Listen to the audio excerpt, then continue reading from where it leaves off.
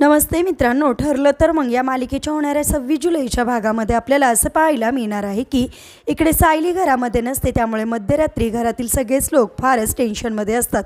त्यावेळेस अर्जुनसुद्धा असं बोलतो की मिसेस सायली कुठे आहात तुम्ही, या ना प्लीज लवकर, असं बोलायला लागतो। त्या क्षणी दारामध्ये त्यांना सायली आलेली दिसते। सायलीला बघता क्षणी लगेचच घरातील सगळे व्यक्ती खुश होतात।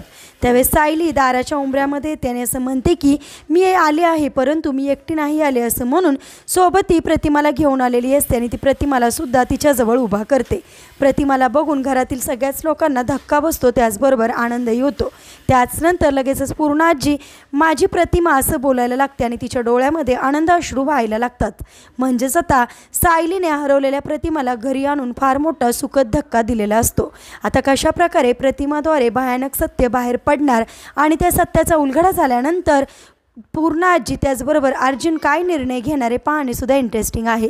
असेच मालिकेच्या पुढील अपडेटसाठी तुम्ही आपल्या रंजक मराठी चॅनलला नक्की सबस्क्राईब करा। थँक्यू।